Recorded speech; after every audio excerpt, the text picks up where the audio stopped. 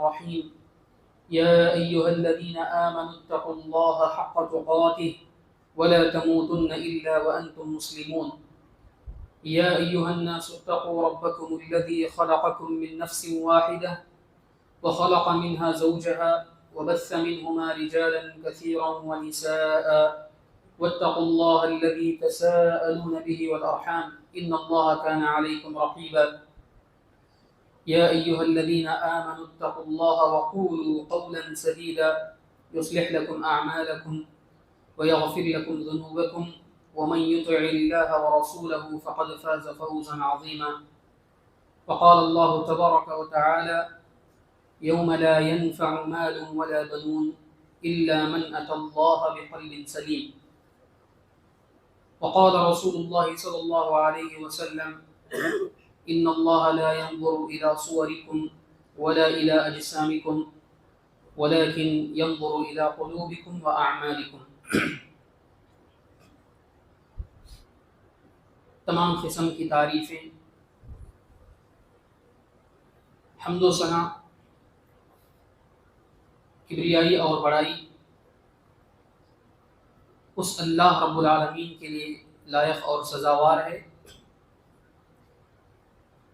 جو تنے تنہا ہمارا، آپ کا اور اس ساری کائنات کا خالق، مالک، رازق اور مدبر ہے. اسی کے حکم سے یہ کائنات چلتی ہے اور اس کی قدرت، اس کی تعریف اور اس کی حمد و ثنا اتنی زیادہ ہے کہ انسانوں کی زبانیں اس کو بیان کرنے سے قاصر ہیں. لاکھوں کروڑوں اور بے شمار صلاۃ و سلامتی کا نزول ہو تمام ہی انبیاء کرام علیہم السلام کی ذاتوں پر، خصوصاً میرے اور آپ کے آقا آخری نبی جناب محمد رسول اللہ صلی اللہ علیہ وسلم کی ذات مبارکہ مطہرہ پر، جن کو اللہ تبارک و تعالی نے رحمت للعالمین بنا کر اپنا آخری پیغام قرآن مجید کی شکل میں آپ کو دے کر کے آپ کو مبعوث کیا. آپ کے بعد قیامت کی صبح تک کوئی نبی آنے والا نہیں ہے، اور آپ کی نبوت و رسالت کو تسلیم کیے بغیر، آپ کو نبی مانے بغیر اس دنیا کا کوئی بھی شخص آخرت میں کامیاب ہونے کا خواب نہیں دیکھ سکتا. محترم حاضرین جمعہ، اللہ تبارک و تعالیٰ نے انسان کو جو بنایا ہے اور انسان کا جو جسم ہے، انسان کے جو اعضاء ہیں، ان تمام اعضاء کے اندر اور انسان کے جسم کے اندر ایک عضو اور ایک پارٹ اللہ تعالیٰ نے ایسا بنایا ہے جو انسان کے پورے جسم کو چلاتا ہے، جو انسان کے پورے جسم کو کنٹرول کرتا ہے. یہ عضو اور یہ پارٹ دیکھنے میں بہت چھوٹا ہے، بہت معمولی ہے، ایک چھوٹا سا گوشت کا ٹکڑا ہے، مگر جسم انسانی کے اندر اس عضو کی، اس پارٹ کی بڑی اہمیت ہے. یوں سمجھیں کہ یہ عضو اور یہ پارٹ ایک بادشاہ کی حیثیت رکھتا ہے، اور پورے جسم انسانی کے اندر جو دوسرے اعضاء ہیں، انسان کے ہاتھ پیر ہیں، انسان کی آنکھ ہیں، انسان کے کان ہیں، یہ سارے کے سارے اعضاء اس عضو کے لیے وزراء کی حیثیت رکھتے ہیں، اس کے حکم اور اس کے اشاروں پر یہ چلتے ہیں. جس عضو اور جس پارٹ کی میں بات کر رہا ہوں وہ انسان کا دل ہے. انسان کا دل ہے، انسان کا قلب ہے. یہ جو انسان کا دل ہے انسان کی باڈی کے اندر، اس دل کی بڑی اہمیت ہے. انسان کا یہ جو دل ہے، انسان کا دل جب سدھر جاتا ہے، انسان کے دل کے اندر جب تقوی آتا ہے، انسان کے دل کے اندر جب صلاح اور نیکی گھر کرتی ہے، تو پھر انسان کا پورا جسم سدھر جاتا ہے، انسان کے دوسرے پورے اعضاء صحیح ہو جاتے ہیں. رب کی نگاہ میں، اللہ کی نظر میں اس دل کی بڑی اہمیت ہے. جو اللہ کا بندہ اس پاکیزہ دل کو لے کر اللہ کے سامنے حاضر ہوتا ہے، ایسے انسان کی بڑی اہمیت ہے، اور ایسے انسان کو کامیاب انسان کہا گیا ہے. خطبہ مسنونہ کے بعد آپ حضرات کے سامنے میں نے جو آیت پڑھی ہے اس کے اندر اللہ کا یہ فرمان ہے، یوم لا ينفع مال ولا بنون. کل قیامت کے دن انسانوں کا نہ مال کام آئے گا، نہ انسان کی آل اور اولاد کام آئے گی. نہ مال کام آنے والا ہے، نہ انسان کی اولاد کام آنے والی ہے قیامت کے دن. اور قیامت کے دن کون سی چیز کام آئے گی؟ اللہ تعالیٰ نے فرمایا الا من اتى اللہ بقلب سلیم، سوائے اس شخص کے جو قلب سلیم لے کر کے اللہ تبارک و تعالیٰ کے پاس حاضر ہوتا ہے، سوائے اس آدمی کے جو پاکیزہ دل لے کر اللہ تعالیٰ کے سامنے حاضر ہوتا ہے، ایسا انسان کامیاب ہے.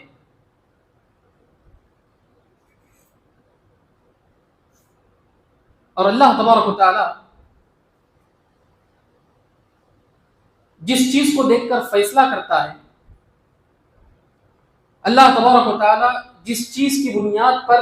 لوگوں کے اچھے اور برے ہونے کا فیصلہ کرتا ہے، وہ بنیاد بھی یہی دل ہے. اللہ کے نبی صلی اللہ علیہ وسلم نے فرمایا ان اللہ لا ينظر الى صورکم ولا الى اجسامکم ولكن ينظر الى قلوبکم واعمالکم. اللہ تبارک و تعالی نہ تمہاری شکل و صورت کو دیکھے گا، نہ اللہ تبارک و تعالی تمہارے جسم کو دیکھے گا. اللہ تعالیٰ دیکھے گا تو کس کو دیکھے گا؟ وَلَكِنْ يَنْظُرُ إِلَىٰ قُلُوبِكُمْ وَأَعْمَالِكُمْ. مگر اللہ تبارک و تعالیٰ تمہارے دلوں کو دیکھے گا، اللہ تبارک و تعالیٰ تمہارے اعمال کو دیکھے گا کہ انسان کا دل کیسا ہے، انسان کا دل کس قدر پاکیزہ ہے، اور انسان کے اعمال کیسے ہیں، انسان کے اعمال کس قدر اچھے ہیں. تو انسان کا دل کیسا ہوتا ہے اور انسان کے اعمال کیسے ہیں، اس بنیاد پر انسان کے اچھے اور برے ہونے کا فیصلہ اللہ تبارک و تعالیٰ کے پاس ہوتا ہے. ہو سکتا ہے دنیا والوں کے پاس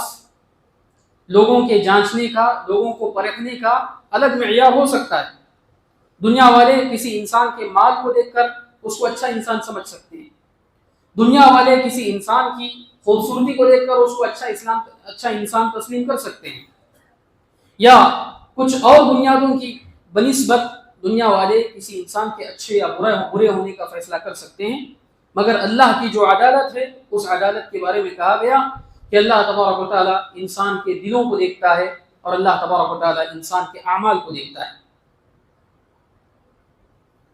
جب انسانی دل کی اتنی اہمیت ہے ہماری باڈی کے اندر، ہمارے جسم کے اندر، تو ایک مسلمان کو چاہیے، ایک انسان کو چاہیے کہ وہ اس دل کی خاص فکر کرے، اپنے دل کو اچھا بنائے، اپنے دل کی اصلاح پر زیادہ توجہ مرکوز کرے. عام طور پر دنیا کے اندر لوگ اپنے ظاہر کو بنانے کے لیے بہت کچھ کرتے ہیں، اپنے جسم کو خوبصورت کرنے کے لیے، اپنے ظاہری اعضاء کو اچھا بنانے کی بہت کوشش کرتے ہیں، بہت فکر کرتے ہیں. مگر اپنا جو اندرون ہے، اپنا جو دل ہے، اس دل کو پاکیزہ کرنے کے لیے، اس دل کو اچھا بنانے کے لیے، اور اس دل کے اندر نیکی کو پیدا کرنے کے لیے عام طور پر لوگ فکر نہیں کرتے. جبکہ ہونا یہ چاہیے کہ ایک مومن، ایک انسان اللہ تبارک و تعالیٰ کے اس جسم کے اندر اپنے دل کی زیادہ فکر کرے، اپنے دل کو بنانے کی فکر کرے، اپنے دل کو سنوارنے کی فکر کرے، اپنے دل کے اندر نیکی، تقوی، عبادت، ان تمام چیزوں کو پیدا کرنے کی کوشش کرے۔ قرآن مجید کے اندر اور احادیث رسول کے اندر اللہ تعالیٰ نے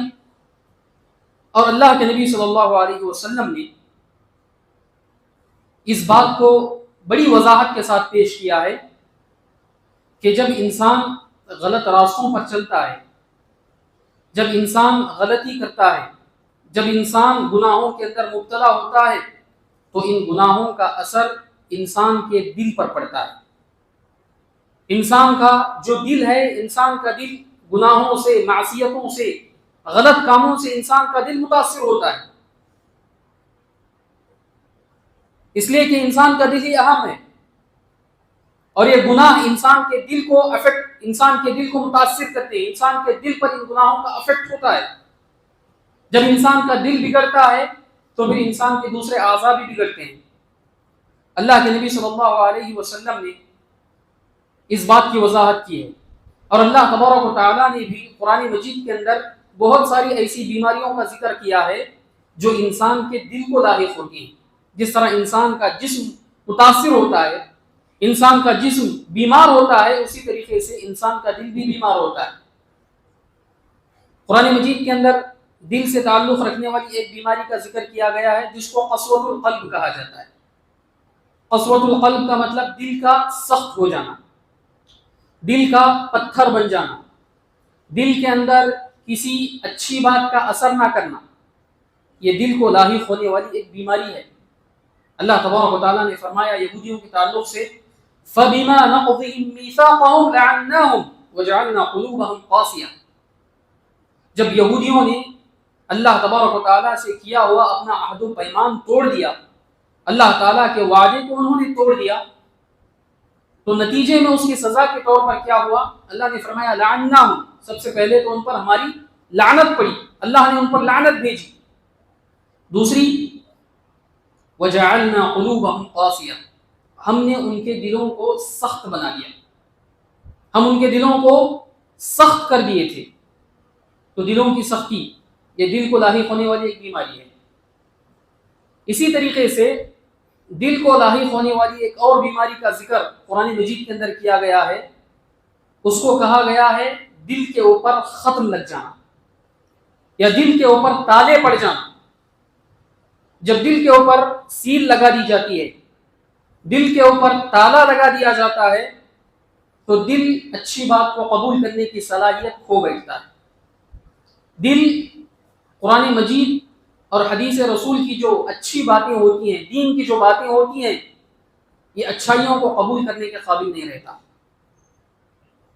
اللہ تبارک و تعالیٰ نے کافروں کے بارے میں فرمایا ختم اللہ علی قلوبہم، اللہ تبارک و تعالیٰ نے ان کے دلوں کے اوپر ختم یعنی مہر لگا دی،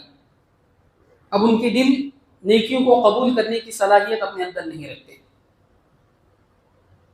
اسی طریقے سے قرآن مجید کے اندر دلوں کو لگنے والی ایک اور بیماری کا ذکر کیا گیا ہے جس کو رین کہا گیا۔ رین کا مطلب کیا ہے؟ رین کا مطلب ہے زنگ لگ جانا، زنگ آلود ہو جانا۔ اگر لوہے کی بنی ہوئی کسی چیز کو ہم چھوڑ دیتے ہیں، ایسے ہی پانی لگتا ہے، اس کو ہوا لگتی ہے تو لوہے پر زنگ لگتا ہے، لوہا متاثر ہوتا ہے۔ تو جس طریقے سے لوہا متاثر ہوتا ہے اسی طریقے سے انسان کے دل کو بھی زنگ لگ جاتا ہے، انسان کا دل بھی متاثر ہوتا ہے۔ اللہ نے فرمایا کلا بل ران علی قلوبہم ما کانوا یکسبون، ان کے دلوں پر ان کے اعمال کی وجہ سے، ان کے گناہوں کی وجہ سے، ان کی معصیتوں کی وجہ سے زنگ لگ چکا ہے، ان کے دل زنگ آلود ہو چکے ہیں۔ تو قرآن مجید کے اندر اللہ تبارک و تعالیٰ نے بہت ساری بیماریوں کا ذکر کیا ہے جو انسان کے دل کو لاحق ہوتی ہیں، انسان کا دل بیمار ہوتا ہے، انسان کے دل پر گناہوں کا اثر ہوتا ہے۔ اور نبی صلی اللہ علیہ وسلم نے بھی احادیث کے اندر اس بات کی وضاحت کی ہے کہ جب انسان گناہ کرتا ہے، اپنے دل کی اصلاح کی فکر نہیں کرتا ہے، اپنے دل کو سدھارنے کی کوئی فکر نہیں کرتا ہے، نیکیوں سے دور ہوتا چلا جاتا ہے اور گناہوں کے میدان میں آگے بڑھتا چلا جاتا ہے، ایک کے بعد ایک گناہ پر گناہ کرتا چلا جاتا ہے، تو اس کا اثر یہ ہوتا ہے کہ انسان کا دل متاثر ہوتا ہے۔ نبی صلی اللہ علیہ وسلم نے فرمایا تعرض الفتن على القلوب كالحصير عودا عودا، انسان کے دلوں کے اوپر فتنے ڈالے جاتے ہیں، انسان کے دلوں کے اوپر فتنے ڈالے جاتے ہیں۔ کس طریقے سے؟ حصیر کی جو کاڑیاں ہوتی ہیں، ایک کے بعد ایک کاڑی سے دوسری کاڑی ملی ہوئی ہوتی ہے حصیر کے اندر، تو اسی طریقے سے انسان کے دل کے اوپر فتنے ایک کے بعد ایک انسان کے دل کے اوپر یہ فتنے آتے رہتے ہیں، اور جو دل ان گناہوں کو اپنے اندر لے لیتا ہے، ان فتنوں کو اپنے اندر لے لیتا ہے، تو پھر یہ دل ان گناہوں سے متاثر ہو جاتا ہے، اور متاثر ہو کے یہ دل اس قدر بیمار ہو جاتا ہے اور گناہوں کی وجہ سے گناہوں کا اثر اس دل کے اوپر اتنا زیادہ پڑ جاتا ہے کہ پھر یہ دل نیکی کو برائی سمجھنے لگتا ہے اور برائی کو نیکی سمجھنے لگتا ہے۔ نیکی اور برائی کے درمیان جو تمیز اللہ تبارک و تعالیٰ نے رکھی ہے، نیکی اور برائی کی تمیز انسان کے اندر ختم ہو جاتی ہے، انسان کا دل متاثر ہو جاتا ہے گناہوں کی وجہ سے، فتنوں کی وجہ سے۔ فتنوں کا مطلب کیا ہے؟ فتنے کس کو کہتے ہیں؟ فتنے دو قسم کے ہوتے ہیں، فتنے دو قسم کے ہوتے ہیں۔ ایک فتنہ ہوتا ہے جس کو ہم شبہات کا فتنہ کہتے ہیں، اور ایک فتنہ ہوتا ہے جس کو ہم شہوات کا فتنہ کہتے ہیں۔ ایک شبہات کا فتنہ اور ایک شہوات کا فتنہ۔ شبہات کسے کہتے ہیں؟ شبہات ایسی چیزوں کو کہتے ہیں جو دین کے اندر غلط چیزوں کو، دین کا غلط تصور، دین کے اندر بدعات و خرافات کو ایجاد کرنا، بدعات اور خرافات کو دین سمجھ کر عمل کرنا، رسم و رواج کو اپنا دین بنا لینا، یہ تمام چیزیں ایسی ہیں جن کو شبہات کہا جاتا ہے۔ اور دوسری قسم ہے فتنوں کی جو شہوات کے فتنے ہیں، اور شہوات کے فتنے ایسی خواہشات، ایسی بری عادتیں، ایسے برے تصورات جو اسلام کے خلاف ہیں۔ انسان غلطی کرتا ہے، انسان گناہ کرتا ہے، انسان شرک کرتا ہے، انسان اللہ کی نافرمانی کرتا ہے، انسان اپنی نگاہوں سے غلط چیزوں کو دیکھتا ہے، غلط چیزوں کی طرف جاتا ہے، غلط راستوں کی طرف جاتا ہے، تو یہ تمام گناہ، یہ تمام معصیتیں، ان کو شہوات کے فتنے کہا جاتا ہے، جو انسان اپنی غلط شہوتوں کی وجہ سے، غلط ارادوں اور غلط خیالوں کی وجہ سے ارتکاب کرتا ہے۔ تو جن فتنوں کا ذکر اس حدیث کے اندر کیا گیا ہے، وہ فتنے شبہات کے فتنے ہو سکتے ہیں یا شہوات کے فتنے ہو سکتے ہیں، اور یہ دونوں ہی فتنے ایسے ہیں جو انسان کے دل کو متاثر کرتے ہیں، جو انسان کے دل کو خراب کرتے ہیں۔ تو جب بات ایسی ہے، جب گناہوں کی وجہ سے انسان کا دل متاثر ہوتا ہے، معصیتوں کی وجہ سے انسان کا دل متاثر ہوتا ہے، شبہات اور شہوات کے فتنوں کی وجہ سے انسان کے دل کے اندر اس کا اثر ہوتا ہے، تو انسان کو چاہیے کہ وہ اپنے دل کی فکر کرے، اپنے دل کو پاکیزہ کرنے کی کوشش کرے، اپنے دل کو گناہوں سے آلودہ نہ ہونے دے، اپنے دل کو معصیتوں سے گندا نہ ہونے دے۔ یہ دل کی فکر کرنا بہت ضروری ہے۔ اسی لیے نبی کریم صلی اللہ علیہ وسلم سے جو بہت ساری دعائیں منقول ہیں، اللہ کے نبی صلی اللہ علیہ وسلم بہت ساری جو دعائیں کرتے تھے، ان میں سے ایک دعا یہ بھی تھی کہ نبی صلی اللہ علیہ وسلم بار بار یہ دعا کرتے تھے، یا مقلب القلوب ثبت قلبی علی دینک، اے دلوں کو پھیرنے والے، میرے دل کو تیرے دین کے اوپر ثابت قدم رکھ، میرے دل کو تیری شریعت کے اوپر ثابت قدم رکھ۔ اور نبی صلی اللہ علیہ وسلم ایسے دل سے پناہ مانگتے تھے، نبی صلی اللہ علیہ وسلم ایسے دل سے اللہ کی پناہ میں آتے تھے جس دل کے اندر خشوع نہیں ہوتا ہے، جس دل کے اندر ڈر نہیں ہوتا ہے۔ اللہ کے نبی صلی اللہ علیہ وسلم کی جو مشہور دعا ہے جس میں آپ نے فرمایا اللہم انی اعوذ بک من علم لا ينفع ومن قلب لا يخشع، اے اللہ تبارک و تعالی میں تیری پناہ میں آتا ہوں ایسے علم سے جس کا فائدہ علم والے کو نہ ہو، اور ایسے قلب سے، ایسے دل سے جس کے اندر خشوع نہیں ہے، جس کے اندر اللہ کا خوف نہیں ہے، جس کے اندر اللہ کا ڈر نہیں ہے، ایسے دل سے نبی صلی اللہ علیہ وسلم پناہ مانگا کرتے تھے۔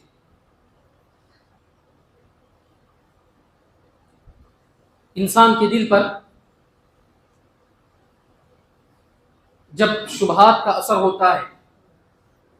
تو پھر انسان گناہوں کا عادی ہو جاتا ہے، انسان گناہوں کو نارمل سمجھتا ہے، انسان گناہوں کو لائٹ لے لیتا ہے۔ حضرت موسیٰ علیہ السلام کی قوم بنی اسرائیل، اس کے بارے میں آپ لوگ جانتے ہیں کہ بنی اسرائیل کی قوم نے اللہ تبارک و تعالیٰ کی انعامات، اللہ تبارک و تعالیٰ کے احسانات، فرعون سے ان کو نجات دلانا اور فرعون کو ان کی آنکھوں کے سامنے سمندر میں غرق کرنا، یہ سب کچھ اس قوم نے اپنی آنکھوں سے دیکھا، پھر بھی اس قوم نے بچڑے کو اپنا معبود بنا لیا۔ گائے کا جو بچہ ہوتا ہے، گائے کے بچے کو اپنا معبود بنا لیا، اس کی عبادت کرنے لگے۔ اس عبادت کی وجہ کیا تھی؟ اللہ کو چھوڑ کر انہوں نے اس بچڑے کی عبادت کیوں کی؟ اللہ کے علاوہ اس بچڑے کے آگے انہوں نے سجدہ کیوں کیا؟ اور اس بچڑے کو اپنی عبادتوں کا مستحق کیوں سمجھا؟ قرآن مجید میں اس کی وضاحت کی گئی اور اس سوال کا جواب دیا گیا وَأُشْرِبُوا فِي قُلُوبِهِمُ الْعِجْلَ بِكُفْرِهِمْ، کہ ان کے دل کے اندر اس بچڑے کی محبت ڈال دی گئی، ان کے دلوں کے اندر اس بچڑے کی محبت پلا دی گئی،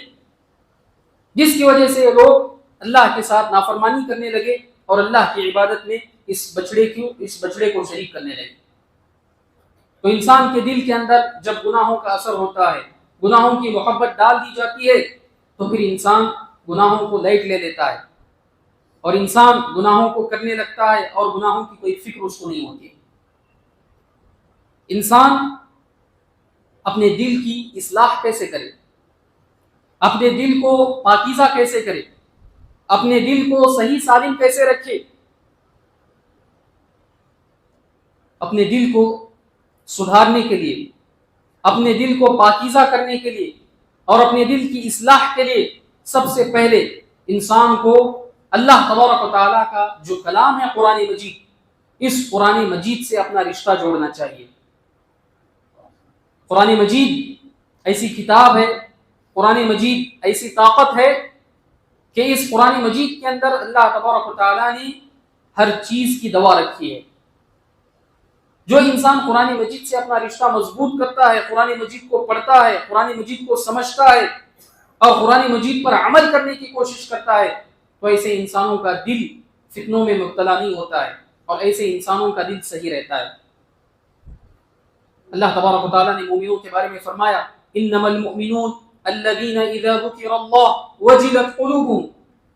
مومن تو وہ ہیں کہ جب اللہ تبارک و تعالیٰ کا ذکر کیا جاتا ہے ان کے سامنے، اللہ تبارک و تعالیٰ کا ذکر، اللہ تبارک و تعالیٰ کی یاد ان کے سامنے کی جاتی ہے تو ان کے دل کانپ اٹھتے ہیں، ان کے دل ڈر جاتے ہیں۔ وَإِذَا تُلِيَتْ عَلَيْهِمْ آيَاتُهُ زَادَتْهُمْ إِيمَانًا، اور جب اللہ تبارک و تعالیٰ کی آیتیں ان پر پڑھ کر سنائی جاتی ہیں تو ان کے ایمان میں اضافہ ہوتا ہے، ان کا ایمان بڑھ جاتا ہے۔ اور قرآن مجید کے بارے میں اللہ تبارک و تعالیٰ نے فرمایا ان فی ذلک لذکری لمن کان له قلب، یقیناً اس قرآن مجید کے اندر نصیحت ہے، یقیناً اس قرآن مجید کے اندر یاد دہانی ہے، کیسے لوگوں کے لیے؟ لمن کان له قلب، ایسے لوگوں کے لیے، ایسے انسانوں کے لیے جن کے دل زندہ ہیں، جن کے دل زندہ ہیں، جن کے اندر دل موجود ہیں، ایسے لوگوں کے لیے یہ قرآن مجید نصیحت ہے، ایسے لوگوں کے لیے یہ قرآن مجید اثر کرتا ہے۔ تو قرآن مجید سے جو انسان اپنا رشتہ مضبوط کرتا ہے، قرآن مجید کو پڑھتا ہے، قرآن مجید کو سمجھتا ہے، ایسے انسان کبھی گناہوں میں مبتلا نہیں ہو سکتے، ایسے انسان کبھی بدعات و خرافات کے اندر مبتلا نہیں ہو سکتے۔ تو ہم لوگوں کو چاہیے کہ اللہ تبارک و تعالیٰ کی نازل کی ہوئی اس کتاب، اللہ تبارک و تعالیٰ کے نازل کیے ہوئے اس پیغام اور اس قرآن مجید کو ہم اپنی زندگی کا حصہ بنائیں، اس قرآن مجید سے اپنا رشتہ مضبوط کریں، اپنا تعلق مضبوط کریں، اس لیے کہ انسان جوں جوں اس قرآن مجید سے دور ہوتا رہتا ہے، اللہ تبارک و تعالیٰ کے اس پیغام سے انسان دور ہوتا ہے، تو پھر انسان کا دل بگڑتا جاتا ہے، انسان کے دل کے اندر اللہ کا تقوی کم ہوتا ہے۔ اسی طریقے سے اگر ہمیں اپنے دل کو سدھارنا ہے، اپنے دل کو پاکیزہ کرنا ہے، اپنے دل کو شہوات اور شبہات سے بچانا ہے، تو اللہ کی یاد کو لازم پکڑیں،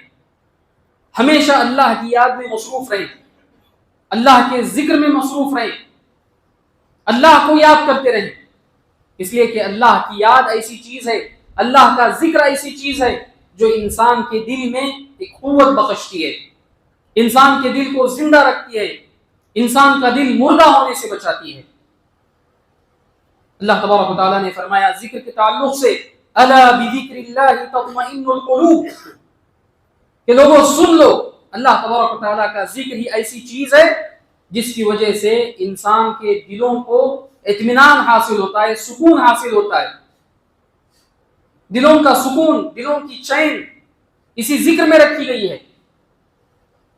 اللہ کے ذکر کو اپنی زندگی کا حصہ بنا لیں، ہر وقت اللہ کے ذکر میں مصروف رہیں۔ نبی صلی اللہ علیہ وسلم نے ایک صحابی کو نصیحت کرتے ہوئے فرمایا لا يزال لسانك طربا من ذکر اللہ، تمہاری زبان ہمیشہ اللہ تبارک و تعالیٰ کے ذکر سے تازہ رہنی چاہیے، ہمیشہ اللہ تبارک و تعالیٰ کا ذکر تمہاری زبان پر جاری ہونا چاہیے۔ اللہ کا ذکر ایسی چیز ہے جو انسان کے دل کو مردہ ہونے سے بچاتی ہے، انسان کے دل کے اندر صلاح اور نیکی پیدا کرتی ہے۔ اور نبی صلی اللہ علیہ وسلم کو حکم دیا گیا وَلَا تُطِعْ مَنْ أَغْفَلْنَا قَلْبَهُ عَنْ ذِكْرِنَا وَاتَّبَعَ هَوَاهُ، تم ایسے شخص کی پیروی نہ کرو، تم ایسے شخص کی بات نہ مانو جس کے دل کو ہم نے اپنی یاد سے غافل کر دیا ہے، جو کبھی اللہ کو یاد نہیں کرتا۔ ایسے انسان کی بات نہ مانو، ایسے انسان کے اشاروں پر نہ چلو۔ جب انسان کا دل اللہ کی یاد سے غافل ہو جاتا ہے تو کیا ہوتا ہے وَاتَّبَعَ هَوَاهُ، انسان اپنی نفسانی خواہشات کا غلام بن جاتا ہے،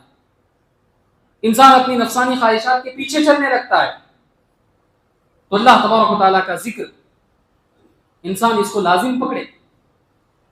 اور حدیث میں بتایا گیا مثل الذی یذکر ربہ والذی لا یذکر ربہ کمثل الحی والمیت،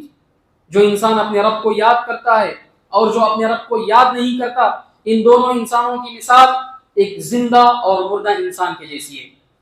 جو اللہ کو یاد کرتا ہے، اپنے رب کو یاد کرتا ہے، ایسا انسان زندہ ہے، یعنی اس کا دل زندہ ہے، اور جو اپنے رب کو یاد نہیں کرتا ہے، اللہ تعالیٰ کا ذکر اس کے اندر نہیں ہوتا ہے، تو ایسے انسان کا دل مردہ ہے۔ دلوں کو پاکیزہ کرنے کے لیے اور دلوں کے اندر اللہ کا ڈر اور اللہ تعالیٰ کا تقوی پیدا کرنے کے لیے ایک اور چیز جس کو اپنانا چاہیے وہ اللہ تعالیٰ کی کائنات پر غور کرنا چاہیے، اللہ تبارک و تعالیٰ کی بنائی ہوئی مخلوقات کے اوپر غور کرنا چاہیے۔ اللہ نے جو آسمان بنایا ہے، اتنا وسیع و عریض آسمان، اتنا خوبصورت آسمان، اللہ نے کیسے بنایا؟ اور اللہ نے جو زمین بنائی ہے، یہ زمین اللہ نے کیسی بنائی ہے؟ چاند، سورج، ستارے اور بے شمار سیارے، یہ تمام جو کائنات اتنی خوبصورت اللہ نے بنائی ہے، اس کے اندر ایک انسان کو سمجھنے کے لیے، انسان کو غور کرنے کے لیے، اپنے رب کو پہچاننے کے لیے بہت ساری چیزیں رکھی ہیں اللہ تبارک و تعالیٰ نے۔ جو صاحب عقل ہوتا ہے، جو صاحب ایمان ہوتا ہے، ان چیزوں پر غور کرتا ہے اور ان چیزوں کے ذریعے سے اپنے خالق کو جاننے کی، پہچاننے کی کوشش کرتا ہے۔ اور جو انسان ایمان سے محروم ہوتا ہے، ان تمام چیزوں کو دیکھتا ہے مگر ان چیزوں کے بنانے والے خالق پر غور نہیں کرتا۔ اللہ تبارک و تعالیٰ نے فرمایا افلم یسیروا فی الارض فتکون لهم قلوب یعقلون بها او آذان یسمعون بها، کیا یہ لوگ زمین میں چل پھر کر نہیں دیکھتے؟ کیا یہ کافر لوگ زمین میں چل کر پھر کر نہیں دیکھتے کہ ان کے دل ہوں جن دلوں کے ذریعے سے وہ سمجھ سکتے ہوں، اور ان کے کان ہوں جن کانوں کے ذریعے سے وہ سن سکتے ہوں؟ ان کو کیا ہو گیا ہے کہ زمین میں چل پھر کر بھی ان چیزوں کو سمجھتے نہیں؟ اس کی وجہ اللہ تبارک و تعالیٰ نے کیا بتائی؟ فَإِنَّهَا لَا تَعْمَى الْأَبْصَارُ، انسان کی نگاہ اندھی نہیں ہوتی ہے، انسان کی آنکھ اندھی نہیں ہوتی ہے، وَلَكِنْ تَعْمَى الْقُلُوبُ الَّتِي فِي الصُّدُورِ، مگر وہ دل انسان کے اندھے ہو جاتے ہیں جو انسان کے سینوں میں رکھے ہوئے ہیں۔ انسان کے سینے میں جو دل ہوتا ہے، جب یہ دل اندھا ہو جائے تو پھر انسان کو کسی بات کا فائدہ نہیں ہوتا ہے۔ ان تمام مخلوقات کو اللہ تبارک و تعالیٰ کی ان تمام نشانیوں کو دیکھ کر بھی انسان ان تمام نشانیوں سے کوئی فائدہ نہیں اٹھاتا۔ تو اللہ کی بنائی ہوئی مخلوقات کے اوپر غور کرنا چاہیے، اللہ کو پہچاننا چاہیے۔ تو محترم بھائیوں، ہمارا جو دل ہے، یہ دل بہت نازک ہے، اس دل پر گناہوں کا اثر ہوتا ہے، اس دل پر معصیتوں کا اثر ہوتا ہے، اس دل کو زنگ لگتا ہے، اس دل کے اندر سختی آتی ہے، اس دل کے اندر مہر لگتی ہے۔ ان تمام چیزوں سے بچنے کی کوشش کرنی چاہیے، اپنے دل کی اصلاح کی فکر کرنی چاہیے۔ اور اللہ تبارک و تعالیٰ انسانوں کے لیے اور انسانوں سے یہ چاہتا ہے کہ انسان تقوی شعار زندگی گزارے، انسان متقی بندہ بن کر زندگی گزارے۔ انسان کو اللہ تبارک و تعالیٰ تقوی کی شکل میں دیکھنا چاہتا ہے، ایک متقی انسان اللہ تبارک و تعالیٰ انسان کو دیکھنا چاہتا ہے۔ اور تقوی انسان کی زندگی میں اسی وقت آتا ہے حقیقی طور پر جب انسان کے دل میں یہ تقوی پیدا ہوتا ہے۔ جب انسان کے دل میں اللہ کا تقوی آتا ہے تو پھر انسان کی پوری زندگی تقوی کی راہ پر گزرتی ہے۔ اسی لیے نبی کریم صلی اللہ علیہ وسلم نے اپنے دل کی طرف اشارہ کرتے ہوئے فرمایا التقوی ہاہنا، کہ تقوی انسان کا حقیقی معنوں میں انسان کے دل میں ہوتا ہے۔ اور نبی صلی اللہ علیہ وسلم نے ایک اور حدیث میں فرمایا، جس کے راوی حضرت نعمان بن بشیر ہیں، الا ان فی الجسد مضغۃ اذا صلحت صلح الجسد كله واذا فسدت فسد الجسد كله۔ اے لوگو، اس بات کو اچھی طریقے سے جان لو، سمجھ لو کہ انسان کے دل میں گوشت کا ایک ٹکڑا ہے، انسان کے دل میں گوشت کا ایک لوتھڑا ہے۔ جب گوشت کا یہ ٹکڑا سدھر جاتا ہے، جب اس کے اندر نیکی آ جاتی ہے تو پھر انسان کا پورا جسم سدھر جاتا ہے۔ اور گوشت کا یہ ٹکڑا اگر بگڑ جاتا ہے، اس کے اندر فساد آ جاتا ہے تو پھر انسان کا پورا جسم بگڑ جاتا ہے۔ تو اس حدیث کے اندر بتایا گیا کہ انسان کا دل انسان کے جسم کے اندر بہت اہمیت کا حامل ہے۔ جب انسان کا دل سدھرتا ہے، انسان کے دل کے اندر تقوی آتا ہے، انسان کے دل کے اندر نیکی آتی ہے، انسان کے دل کے اندر اللہ کا ڈر اور خوف آتا ہے تو پھر انسان کا پورا جسم اللہ کے احکام و فرامین کے مطابق چلنے کی کوشش کرتا ہے۔ اب یہاں پر کچھ لوگ ہوتے ہیں جو یہ کہتے ہیں، جو غلط کرتے ہیں، جو گناہوں کے میدان میں آگے بڑھتے ہیں، اور جب ان کو نصیحت کی جاتی ہے، جب ان سے کہا جاتا ہے کہ اس گناہ کو چھوڑ دو، اس غلط کام کو چھوڑ دو،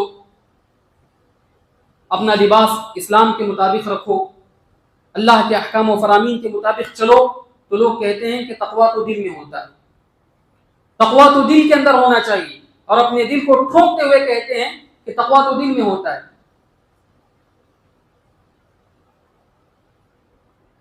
تقویٰ دل میں ہوتا ہے، ٹھیک ہے، مگر جس دل میں تقویٰ ہوتا ہے، جس دل میں اللہ کا ڈر ہوتا ہے، جس دل میں اللہ کا خوف ہوتا ہے،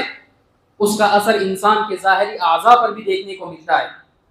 جس دل میں اللہ کا ڈر اور خوف ہوتا ہے، ایسے انسان کے ظاہری اعضاء، ایسے انسان کے ہاتھ پیر، ایسے انسان کا جسم بھی اللہ کی نافرمانی نہیں کرے گا۔ جو انسان اپنے ہاتھ پیر سے اللہ کی نافرمانی کرتا ہے، گناہ پر گناہ کرتا ہے، اور یہ کہتا ہے کہ انسان کا دل متقی ہونا چاہیے، تقوی انسان کے دل میں ہونا چاہیے، تو ایسا انسان جھوٹا ہے۔ جس انسان کے دل میں تقوی ہوگا، اس کا اثر انسان کے ظاہری اعضاء پر بھی دیکھنے کو ملے گا۔ تو انسان اپنے دل کی فکر کرے،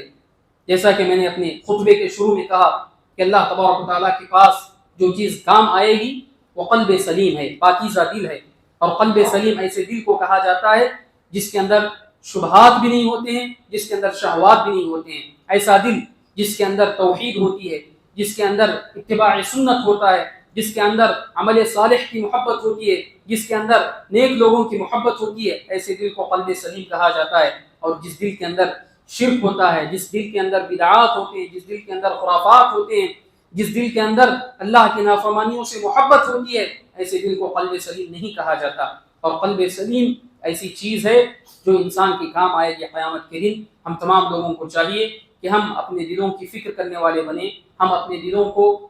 مزین کرنے کی کوشش کریں. اللہ تبارک و تعالیٰ سے دعا ہے کہ اللہ تبارک و تعالیٰ ہم تمام لوگوں کو اپنے ظاہر و باطن کی اصلاح کرنے کی توفیق عطا فرمائیں. اللہ تبارک و تعالیٰ ہم تمام لوگوں کے دلوں کو پاکیزہ کر دے. اللہ تبارک و تعالیٰ ایسے تمام اعمال کو اپنانے کی توفیق عطا فرمائیں جو ہمارے دلوں کو پاکیزہ کرتے ہیں, اور ان تمام اعمال سے اللہ تبارک و تعالیٰ ہماری حفاظت فرمائے جو ہمارے دل کو متاثر کرتے ہیں. اللہ تبارک و تعالیٰ ہمیں جب تک دنیا کے اندر باقی رکھے توحید کے ساتھ سنت کے ساتھ باقی رکھے, اور جب ہمارا خاتمہ ہو تو خاتمہ بالخیر ہو. آمین وآخر دعوانا الحمد للہ رب العالمین. بارک اللہ لنا ولکم فی القرآن العظیم ونفعنا وإياكم بما فيه من الآيات والذكر الحكيم. إنه تعالى جواد كريم بر رحيم ورب حليم.